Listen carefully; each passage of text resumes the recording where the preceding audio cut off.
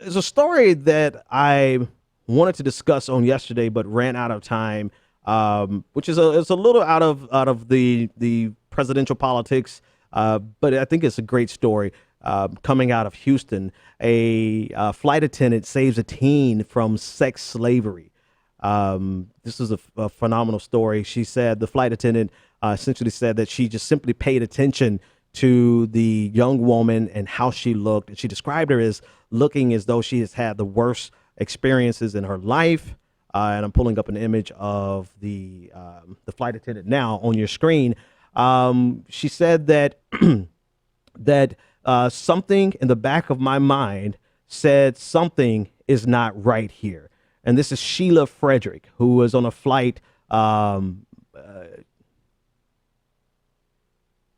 Okay, yeah. So she noticed that the young woman had her entire presentation, her dress, her upkeeping, her hair. It signaled that there was a problem compared to the man that she was sitting next to, who was well groomed, who looked as though he was wealthy, and the juxtaposition of the young lady next to the wealthy man set off alarms.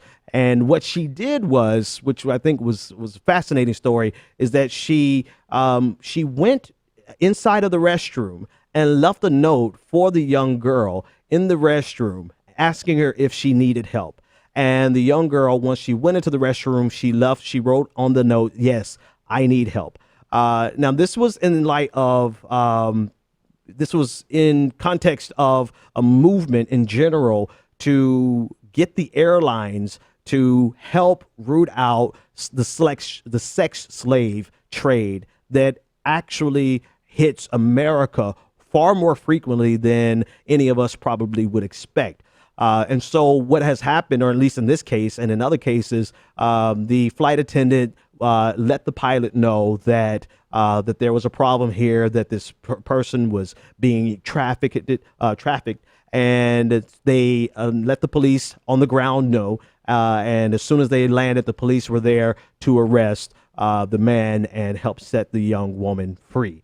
So this is a great story that really normally would go on the radar in the midst of all of the insanity that's happening politically. But it just shows you that even in the midst of craziness, that there's some good can come out of it. And really the need for us to bring light to the fact that this is happening, not in a foreign country, not overseas. I think a lot of times we look overseas and say all of the bad things happen there.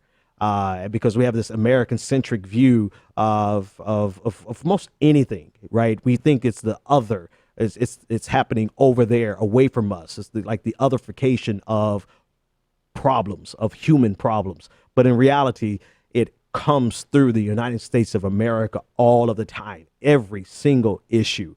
But this is one that actually had a relative, actually, no, not a relatively happy ending, but a happy ending.